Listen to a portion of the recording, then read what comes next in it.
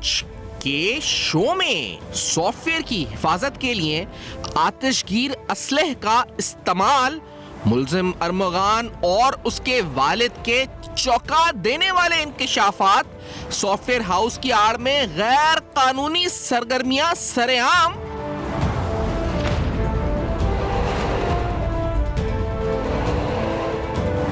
क्या कराची में गैर कानूनी सॉफ्टवेयर हाउसेस और कॉल सेंटर्स का धंधा उरूज पर?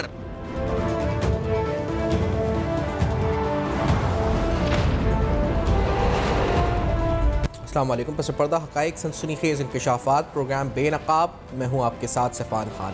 नाज़रीन, एक तो यहाँ पर जो अरमगान का जो केस है, मुस्तफ़ा आमिर का, जिस तरह से ये कत्ल हुआ, अंधोनाक सानिया बेदर्दी से कत्ल हुआ, वाक़ियत के मुहर्रिकात क्या थे, इसमें उसकी वालदा का मौक़िफ़ भी इस प्रोग्राम में शामिल करके एक्सक्लूसिवली आपको दिखाया था। फिर जो प्रोसिक्यूटर जनरल है कल प्रोग्राम में साथ थे, उन्होंने जो केस की लीगल साइड है उस पर बात की थी, और इस केस के जो इंटरनेशनल ड्रग रैकेट से इन्वॉल्वमेंट है या इस मामले की मुबैना तौर पे जो बड़े स्कैम्स इंटरनेशनली हो रहे हैं कॉल सेंटर्स के थ्रू, उसके मामले में जो इस वक्त इसके कनेक्शंस हैं, उस पर भी इस प्रोग्राम में बड़े तफसीलन हमने गुफ्तगू किया, क्योंकि हम इसको एक आइसोलेटेड मर्डर स्टोरी के तौर पे नहीं देख रहे।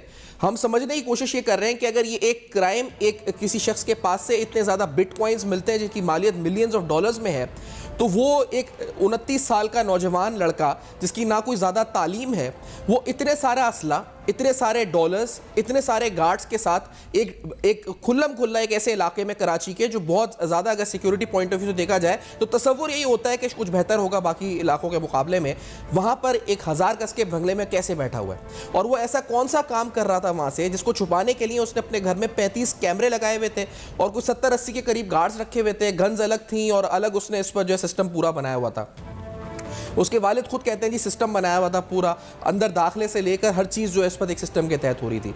आज केस में क्या हुआ क्या नहीं हुआ, लेकिन उस एस्पेक्ट पर ख़ास तौर पे आज प्रोग्राम में बात करेंगे, क्योंकि हम समझने की कोशिश ये कर रहे हैं कि ये कहीं एक एग्जाम्पल आइसोलेटेड तो नहीं, कहीं इस जैसे और बहुत से अरमगान, यानी ऐसे बहुत से सॉफ्टवेयर हाउसेज जो उसके वालिद कह रहे हैं, सॉफ्टवेयर हाउस कह रहे हैं जो काम कर रहा था उसको, तो कहीं कराची शहर में ऐसे और बहुत से तो नहीं जो घर में खुले के बैठे हुए हैं, जहाँ पर इस तरह मिलियंस ऑफ डॉलर्स की ट्रांजेक्शन हो रही हैं या उनके पास स्टोर ऑफ वैल्यू है मिलियंस ऑफ डॉलर्स के, और वहां पर इस तरह की गैर कानूनी सरगर्मियां उरूज पर हैं, और ऐसे बच्चे नौजवान जो 20 से 25 साल की उम्र के हैं वो उधर बैठ के उन ऑपरेशंस को हेड कर रहे हैं। क्या ये मुमकिनात में है या नहीं है?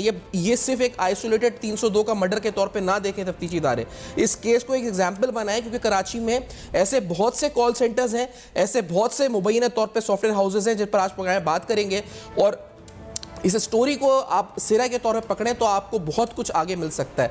आपको बताते हैं कि उसके वालिद ने, जो कि अब एक तमाशा बन चुके हैं मीडिया के लिए, क्योंकि जहाँ जाते हैं तो अपने स्टाइल में जो बात करते हैं फिर वो सोशल मीडिया पे थोड़ी बहुत वायरल हो जाती है, लेकिन इल्ज़ाम है उसको नफ़ी करने की भरपूर कोशिश करते हैं, नाकाम है। ज़ाहिर बात अदालती प्रोसेस है जिसमें सारे से उनको गुजरना है, लेकिन उन्होंने ख़ास तौर पर जो जोर दिया, यानी कत्ल हुआ नहीं हुआ, उनके बेटे की इन्वॉल्वमेंट है नहीं है, बार बार ये शख्स जितने बयान दे रहा है उसमें एक बात पर वो बार बार जोर दे रहे हैं कि मेरे बेटे के सॉफ्टवेयर हाउस पर छापा पड़ा, उसका लैपटॉप जिसमें सॉफ्टवेयर था उसको चुराया गया, ये डाकू थे और यही अरमगान ने कहा है। पहले आपको सुनाते हैं कि उनके बाप ने क्या कहा है अरमगान के। Let's hear this first.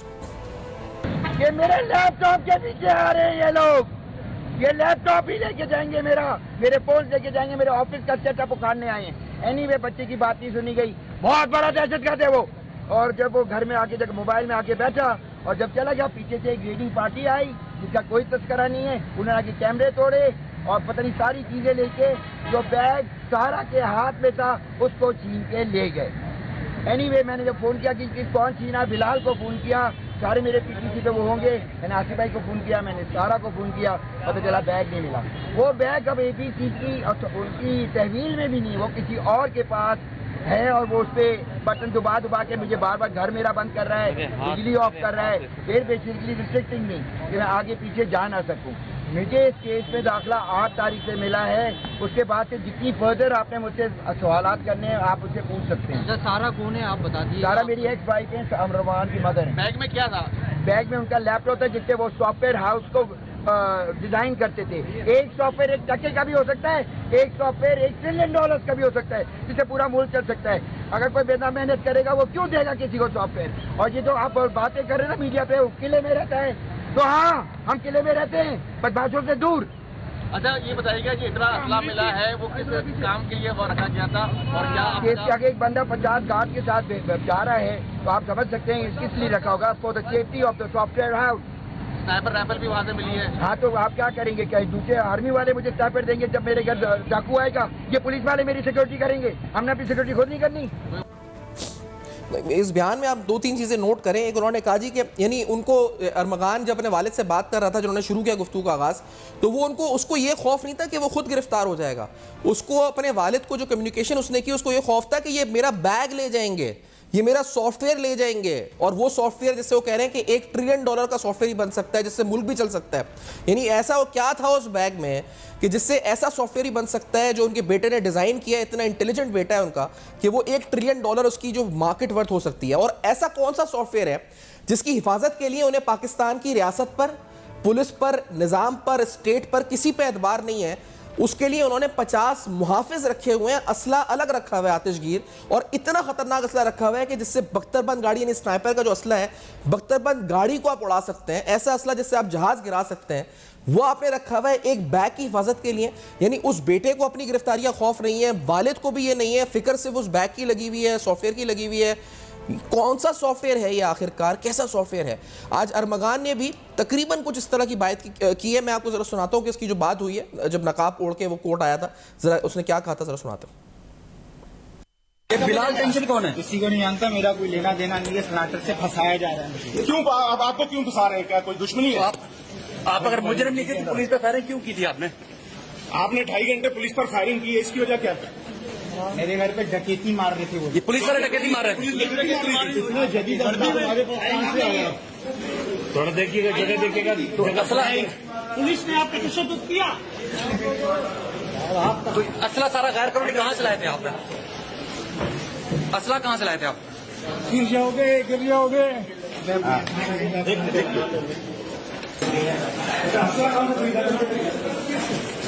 Laptop crypto currency का कारोबार भी करते थे। आपका बिजनेस क्या था? यार दूर हटो भाई, दूर हटो, अपना काम करो यार। बंदे को मार दिया, फिर नफरत दिखा रहे हो। बंदे को जला के मार डाला।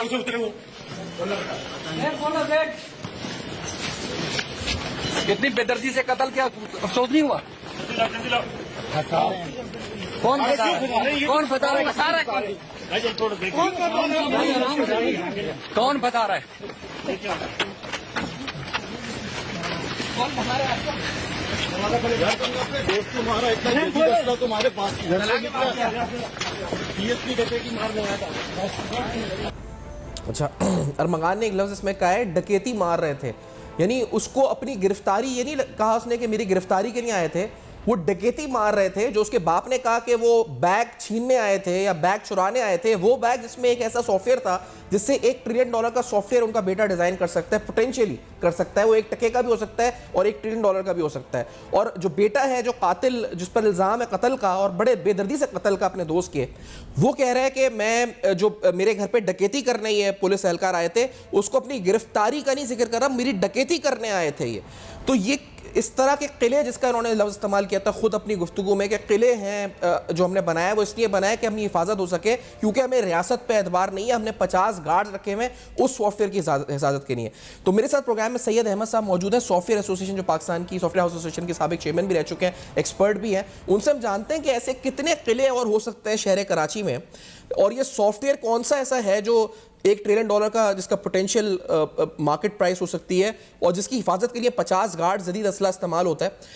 अहमद साहब, आप तक गुफ्तगू सारी पहुंची है, प्लीज अपने कमेंट्स इस पे दीजिएगा जो मेरा सवाल है। जी, सबसे पहले तो मैं ये कहूँगा कि ऐसा तो सॉफ्टवेयर शायद मेरे इल्म में कोई नहीं पूरी दुनिया में भी जो कि $1 ट्रिलियन जिसकी कोई वैल्यू हो और जो इतना वैल्यूबल हो सकता है।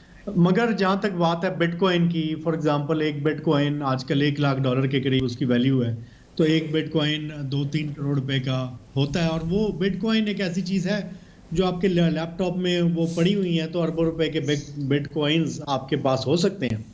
मगर उसके हवाले से भी फिर वो बिटकॉइन आपने कहाँ से इतने महंगे अरबों के बिटकॉइन आप लेते हैं।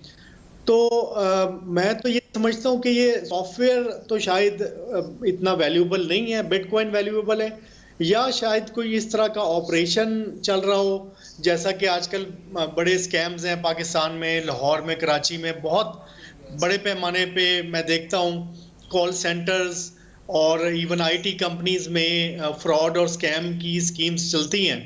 इस केस के हवाले से तो मैं स्पेसिफिक कमेंट इसलिए नहीं कर सकता कि वो तो एजेंसीज देखेंगी कि क्या वहां पे ऑपरेशन हो रहा था। मगर जनरली आजकल ये ट्रेंड बड़ा कॉमन हुआ है कि कोठियों में, घरों में, और एक बड़ा स्केलेबल मॉडल एक बना दिया गया है जिसमें क्रेडिट कार्ड फ्रॉड्स भी हो रहे हैं, आइडेंटिटी फ्रॉड्स भी अमेरिका में हो रहे हैं, और उसकी मदद से अरबों रुपया कमाया जा रहा है। और एक एक इंडिविजुअल आप लेंगे तो यंग बच्चे आजकल जो है वो लाखों डॉलर और करोड़ों अरबों रुपए कमाने के काबिल हैं। और जब दूसरे बच्चे देखते हैं तो ये जो स्कैम और फ्रॉड है बड़ी तेजी से फैलता जा रहा है, और अनफॉर्चुनेटली गवर्नमेंट की तरफ से और इदारों की तरफ से कोई इनकी रोक टोक नहीं है। अच्छा, और ये बताइएगा कि क्योंकि इन्होंने जो लफ्ज़ इस्तेमाल किया वो सॉफ्टवेयर हाउस का किया है, इन्होंने कॉल सेंटर का नहीं किया। जो मीडिया में खबरें थी और जो शुरू में बात थी वो ये था कि ये कॉल सेंटर है जिसकी आप भी जिक्र कर रहे हैं, लेकिन ये तो जिक्र कर रहे हैं सॉफ्टवेयर हाउस का। तो ये ऐसे इलिजिटिमेट, क्योंकि पाशा जो आपकी तंजीम है क्या वो रजिस्टर करती है, ये रजिस्टर्ड होते हैं नहीं होते, क्या ये सॉफ्टवेयर हाउस है भी या नहीं है, या ये कॉल सेंटर को सॉफ्टवेयर हाउस कह रहे हैं, क्या माजरा क्या है ये? देखिए, ये एक बड़ी अहम डिबेट आजकल चल रही है, और हम लोगों ने बहुत बारहा पाशा को और गवर्नमेंट की एजेंसी पीएसईबी को इस तरफ तवज्जो दिलाई है कि काफ़ी सारी ऐसी कंपनीज जो कि वैसे तो आईटी कंपनीज कहलाई नहीं जानी चाहिए, मगर वो आईटी के तौर पे अपने आप को रजिस्टर करवा लेते हैं, और उसके ऊपर कोई चेक एंड बैलेंस हमें नजर नहीं आता, या बहुत वीक चेक एंड बैलेंस है। और इस तरह की कंपनीज अपने आप को आईटी कंपनी के तौर पे रजिस्टर भी करती हैं, पब्लिसाइज भी करती हैं और हायरिंग भी करती हैं। तो ये ऑपरेशन तो चल रहे हैं बड़े पैमाने पे, और सॉफ्टवेयर हाउस के हवाले से हमने बहुत इस पे बल्कि पब्लिकली एक इशू को रेज किया कुछ महीने पहले, मगर उस मसले को मैं कहूँगा दबा दिया गया कि हमारी जुरिस्डिक्शन नहीं है। पीएसईबी भी आंखें चुराती कि पाशा खुद रेगुलेट करे, इंडस्ट्री खुद रेगुलेट करे। मसला यहाँ पे ये है कि ये जो फ्रॉड हो रहे हैं ये सारे अमेरिका में हो रहे हैं या दूसरे ममालिक में हो रहे हैं, और जो सिटीजन्स जिनके ये डॉलर चुराए जाते हैं या उनसे फ्रॉड होता है वो अमेरिका में बैठे हुए हैं। इसकी वजह से यहाँ पे उनकी खिलाफ केसेस नहीं दर्ज किए जाते, और उसमें फिर हमारी गवर्नमेंट का और पाशा जैसी इदारों का मौक़िफ़ ये होता है कि हम तो पुलिस नहीं है, और अगर कोई आके यहाँ केस दर्ज कराएगा तो हम कुछ कर लेंगे, मगर क्योंकि अमरीकियों के साथ फ्रॉड हो रहा है तो उसमें हमारा कोई उसमें ताल्लुक नहीं। और मुझे ये लगता है कि क्योंकि बाहर से डॉलर आ रहे हैं और किसी पाकिस्तान के अंदर क्योंकि कोई फ्रॉड नहीं हो रहा, तो इस पे बस आंखें बंद की हुई हैं, मगर ये चीज़ इंडस्ट्री को भी और लार्ज स्केल फ्रॉड की स्कीम्स जो हैं ये लॉन्गर टर्म में बड़ा नुकसान पहुंचाएंगी पाकिस्तान के इमेज को। अच्छा, जो इसको इस इस्तिलाह को यानी इसको कहेंगे कैसे ऑर्गेनाइजेशन को? आप कॉल सेंटर कहेंगे आप, क्योंकि ये खुद तो सॉफ्टवेयर हाउस का इस्तेमाल कर रहे हैं, ये सही होगा इस्तेमाल करना इसके लिए जो इनका सेटअप था, या ये क्रिप्टो एक्सचेंज है, कोई डेटा माइनिंग बनाई हुई है, क्या क्या किस उसमें आएगा इस उम्रे में? ये देखिए, ये तो जो एग्जैक्ट स्कीम वो फॉलो कर रहे हैं, बेतहाशा फ्रॉड की स्कीमें आजकल चल रही हैं। एक जो इशू हमने रेज किया था वो सोशल सिक्योरिटी नंबर का फ्रॉड था, या जिसको कहते हैं आइडेंटिटी फ्रॉड, जिसमें आप एक अमेरिकी शख्स की आइडेंटिटी को इस्तेमाल करके और यहाँ से बैठ के बाहर की कंपनियों के लिए काम करते हैं। तो इस तरह के आइडेंटिटी फ्रॉड सॉफ्टवेयर हाउसेज में पैमाने पे हो रहे हैं। इसके अलावा कॉल सेंटर के भी फ्रॉड होते हैं, जिसमें लाहौर और कराची में बहुत हैं, जिसमें आपके बाहर के लोगों के क्रेडिट कार्ड्स को या तो मिसयूज किया जाता है या उन्हें बेवकूफ़ बना के ट्रांजैक्शंस की जाती हैं। और ये क्योंकि आजकल आर्टिफिशियल इंटेलिजेंस ऐसी आ गई है कि अब आपको बहुत ज़्यादा लोग बिठाने की ज़रूरत नहीं, और ये सारा फ्रॉड ऑटोमेटिक एआई के थ्रू भी किया जा सकता है। तो मैं कहूँगा इसमें सॉफ्टवेयर हाउसेज भी इन्वॉल्व हैं और कॉल सेंटर्स भी इन्वॉल्व हैं। अब ये एग्जैक्टली क्या स्कीम फॉलो करते हैं ये तो हमें नहीं पता, लेकिन ये बड़ी इंटरेस्टिंग बात है। आप ये कह रहे हैं कि अब उन्हें इंसानी ह्यूमन रिसोर्स की जरूरत नहीं है, वो थ्रू आर्टिफिशियल इंटेलिजेंस भी कॉल्स कर सकते हैं किसी को धोखा देने के लिए, कोई पहचानेगा भी नहीं कि इंसान कॉल कर रहा है या आर्टिफिशियल इंटेलिजेंस से कॉल आ रही है।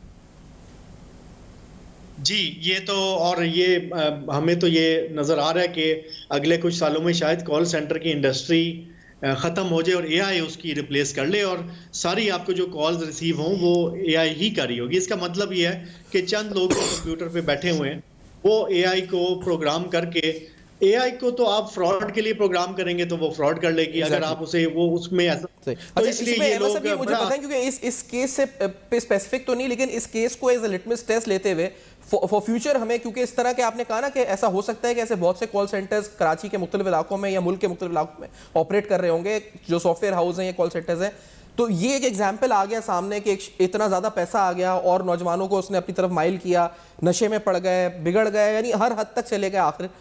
अब क्या इससे हमें एग्जाम्पल सेट करना चाहिए, इस इंडस्ट्री पे क्रैकडाउन नहीं होना चाहिए फॉर एफआईए की तरफ से या किसी इदारे की तरफ से, क्या होना चाहिए? देखिए, ये तो इंडस्ट्री को किसी हद तक मैं कहूँगा रेगुलेट होना पड़ेगा, वरना ये,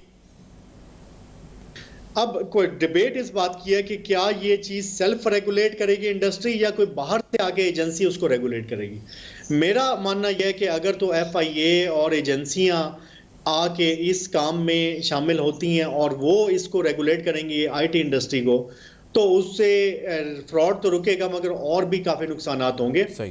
तो होना ये चाहिए कि पाशा जैसे जो इदारे हैं वो इस पे क्लियर स्टांस लें, ऐसे जो फ्रॉड की कंपनियां ऑपरेट कर रही हैं उनको आइडेंटिफाई करें और उनको मेंबरशिप ना लेने दें किसी भी इदारे की, और उन्हें पाकिस्तान में उसके खिलाफ एक अवेयरनेस कैंपेन चलाएं। मगर क्योंकि पाशा जैसे इदारे जब रेगुलेट नहीं करेंगे जी। तो इंडस्ट्री सेल्फ रेगुलेट अगर नहीं करेगी तो अनफॉर्चुनेटली फिर हमें ये एजेंसियां एफआईए और इन इदारों की जरूरत पड़ेगी, जो कि आके अपना तो खैर शायद फ्रॉड को कितना कम करें, मगर दूसरे जो मसाइल हैं वो ज्यादा पैदा हो जाएंगे। मैं बहुत शुक्रिया अदा करूंगा अहमद साहब। एक ब्रेक लेनी है हमें, ब्रेक के बाद वापस आते हैं नाज़रीन, मुख्तसर ब्रेक लेते हैं, हमारे साथ रहिए।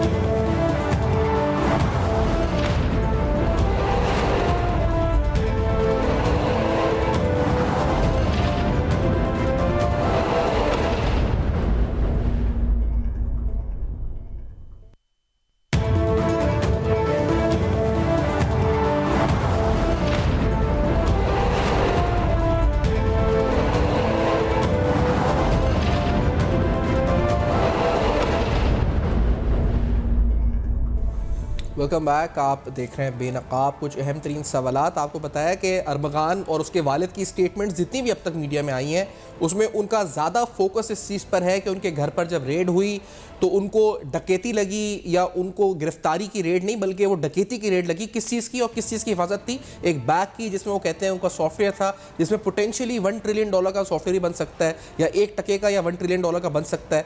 और वो कहते हैं इसी की हिफाजत के लिए उन्होंने घर में 50 गार्ड्स रखे हुए थे, एक किला बनाया हुआ था, और ये जो है इस वक्त इस किले में वो रहते थे जिसमें तकरीबन 35 से करीब कैमरास थे।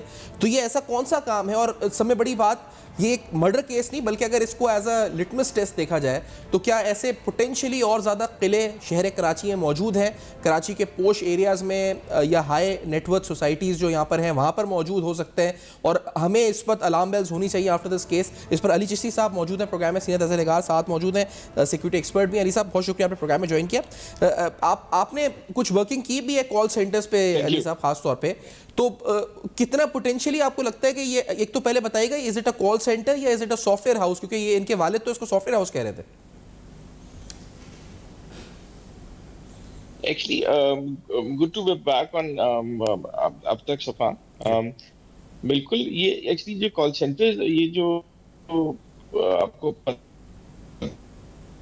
है कि $3-4 बिलियन तक है, असली में $6-7 बिलियन है, लेकिन ऑफिसर्स ले लेते हैं।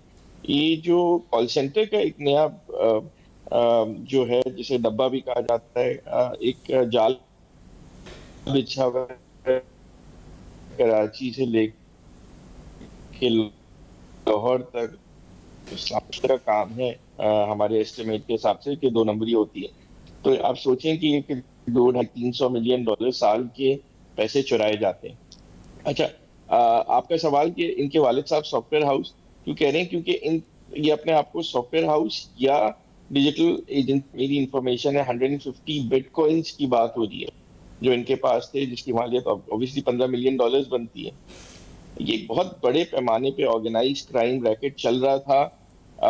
जो लड़का बेचारा जो कत्ल हुआ वो भी एंटी नार्कोटिक फोर्स पे उसकी FIR भी कर गई थी। They're all involved in drugs. उसमें एक लड़की का भी तासुर है सही। कि वो लेकिन obviously लेकिन लड़की जो लेकिन है वो बाहर ये चली अलीसा भी गई है, बताइएगा, जो आप बहुत बड़े आपने क्योंकि उसको थोड़ी आवाज़ ब्रेक, आपने कहा तकरीबन 200 से 300 मिलियन डॉलर ये चुरा रहे हैं। किससे चुरा रहे हैं ये पैसा? ये बाहर अमेरिका या दूसरे मुल्कों के लोगों को लूट रहे हैं, तो इस पर कोई एक्शन यहाँ पे क्यों नहीं हो रहा है इस वक्त खास अभी तक? जी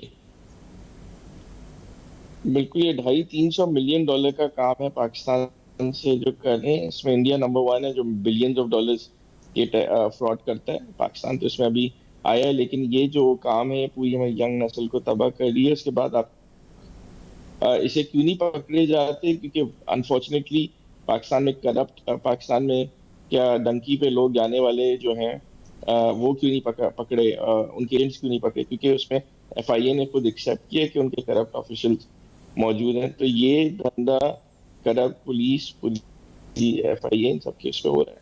अच्छा, और ये सबको पता है। अब ये जो है इन सब की, अगर मैं पर्टिकुलरली बताना चाहूँ तो ये इनके पास मल्टीपल लैपटॉप्स थे, इनके पास लड़के आते थे, और ये जो बता रहे हैं इनके वालिद साहब के घर को गैरिसन बनाया हुआ था, वो इसीलिए बनाया हुआ था कि अगर कुछ हो तो कोई इतनी ये एक बहुत बड़ा केस है जो कि हमें अभी छोटा लग रहा है। अच्छा, ये जो इसमें जो बैग की जो बात ये कह रहे हैं कि बैग ले गए या लैपटॉप ले गए, तो उस लैपटॉप में ऐसा क्या नहीं, ये कहते हैं कि उसमें एक सॉफ्टवेयर है जिससे मजीद सॉफ्टवेयर डिजाइन हो सकते हैं, तो ये सॉफ्टवेयर है, इसमें कोई है इनके ऑपरेशनल जो उनकी सारे ऑपरेशंस थे उसकी चीजें हैं, डेटा है, और वो क्या चीज थी जिसको 3-4 घंटे वो डिलीट करने की कोशिश कर रहा था, ऐसा क्या था? जी, ये डाटा होगा जी, जो कि उसने जमा किया होगा अपने क्लाइंट्स के क्रेडिट कार्ड का और डिफरेंट लोगों का। ये जो एक क्रिस्टॉन कंपनी है, ये इनकी पुरानी पूरे होम ऑटोमेशन सिस्टम था।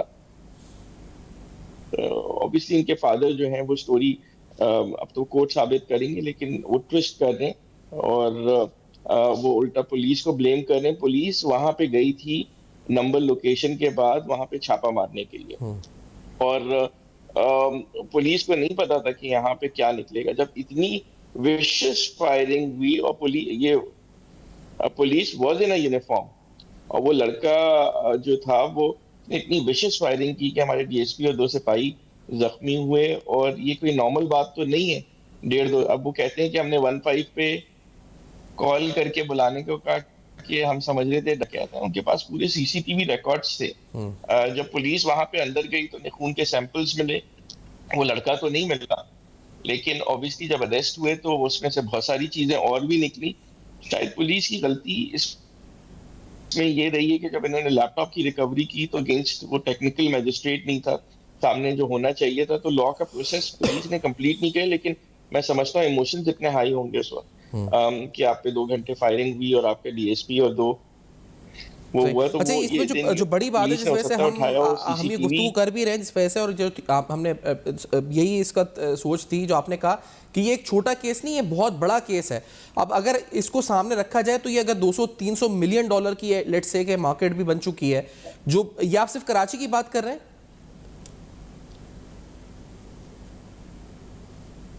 जी अली, आप पाकिस्तान की बात करें। अच्छा, ये पूरी अगर मार्केट है तो हमें यहाँ से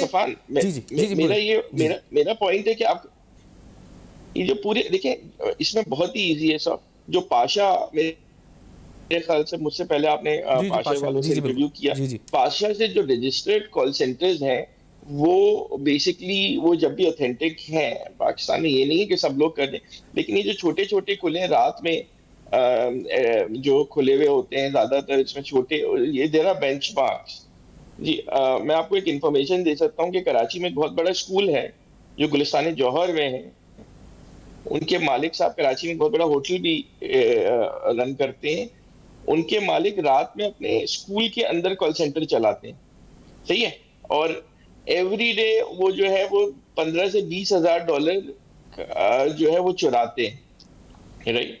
तो ये जो नया रुझान आया है जहां माँ बाप को नहीं पता कि बच्चे कहाँ पे काम कर रहे हैं और ये कॉल सेंटर के थ्रू लिटरली चोरी कर रहे हैं, इस पे एक बहुत बड़ी इन्वेस्टिगेशन होनी चाहिए।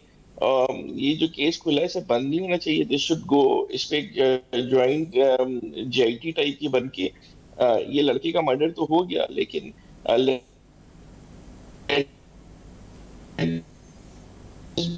ये कि निज़ाम को और ये जो बच्चों के पास इतने पैसे आ जाते हैं और फिर तो वो पैसों का अब्यूज करते हैं, और drugs is one part of it, गाड़ियाँ is another part of it, और फिर ये तो ये जो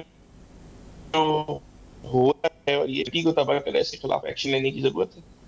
सही। अच्छा, और ये अरे क्योंकि बताएंगे हम केपेबल इनफ हैं कि और ये एक्शन कर सकें। दूसरी बात, ये जो बिटकॉइन वाला मामला है तो इसके थ्रू भी क्योंकि बहुत बार नेटवर्क्स पकड़े गए हैं जो अपने क्राइम प्रोसीड्स को कैश करने के लिए बिटकॉइन यूज़ करते हैं या स्टोर ऑफ वैल्यू के लिए, तो इज इट पॉसिबल कि जो इतने बिटकॉइंस हैं जो आप कह रहे हैं 150 टर्न्स अराउंड $15 मिलियन हो गए ना, ये $15 मिलियन के बिटकॉइन ये ट्रेडिंग से तो नहीं आ रहे होंगे, ये क्या स्टोर ऑफ वैल्यू के तौर पर यूज तो नहीं हो रहे थे क्राइम प्रोसीड्स के?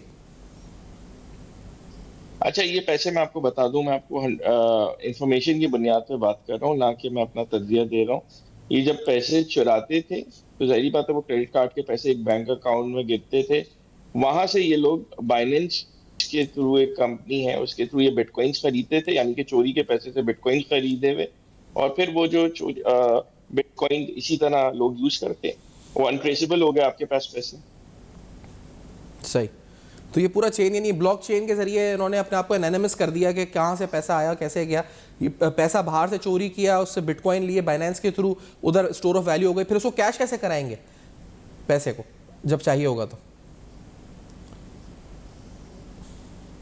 ये कैश कराने का तरीका जो है वो बिल्कुल सिंपल है। यूएई जैसी कंट्रीज में या कहीं पे आप अपनी एक एमिरेट्स आईडी ले लो, वहां पे जाके अमेजोन के गिफ्ट कार्ड्स ले लो, और वहां से ये लोग काम कर रहे थे, इन कैश कर रहे थे। एक पूरी चेन है जो कि काम कर रही थी। मेरा तो पॉइंट ये कि इनके फादर को सब कुछ पता था कि क्या हो रहा है, और जिस तरह से उनके फादर आए उनसे भी इन्वेस्टिगेशन होनी चाहिए। वो क्यों बाहर है मुझे नहीं समझ में आ रहा। अच्छा, सही। और ये बड़ी अलार्मिंग बात है कि अगर ये फ्रॉड अमेरिका में कर रहा था, इनके फादर भी अमेरिका में कह रहे हैं ना कि मौजूद है, तो ये कैसे हो सकता है कि यूएस में ये हैं और वहाँ पोटेंशियली उनके रडार में नहीं आया अभी तक ये लोग? देखिए, इस पे यूएस एम्बेसी और यूके एम्बेसी दोनों ने बहुत बड़ा एक्शन लिया हुआ है। They have protested with the government of Pakistan. सही। काफी लोगों के खिलाफ एक्शन लाहौर और कराची में हो चुका है। सही। इस सिलसिले में, लेकिन जितना आप बंद करते हैं उससे 10 गुना ज्यादा खुल जाता है। बहुत शुक्रिया अली साहब, आपने प्रोग्राम में ज्वाइन किया और अपना मौक़िफ़ दिया, इस बारे में तज़िया भी पेश किया, खबरें भी दी। बहुत बहुत शुक्रिया आपका। एक ब्रेक के बाद सिर्फ समराइज़ करने आएंगे वापस, हमारे साथ रहिएगा। Welcome back. आप देख रहे हैं बेनकाब अहम तरीन सवालात। कॉल सेंटर सॉफ्टवेयर हाउस के नाम पर शहर कराची में आखिर क्या हो रहा है? ये किले जो एक हमने सामने आया अरमुगान की सूरत में, ऐसे कितने और किले जहाँ पर इस तरह के काम गैर कानूनी तौर पर हो रहे हैं, जहाँ मिलियंस ऑफ डॉलर्स की इस पर जो है आमद और रफ्त है, आखिर हमारी अथॉरिटीज़ पर कब एक्शन लेंगी? पोटेंशियली कितना डेंजरस और कितना बड़ा ये कारोबार है, इस पर गुफ्तगू हुई। For your feedback you can write us on Facebook, emails and x. देखते रहिएगा, अब तक अपना बहुत ख्याल रखिएगा।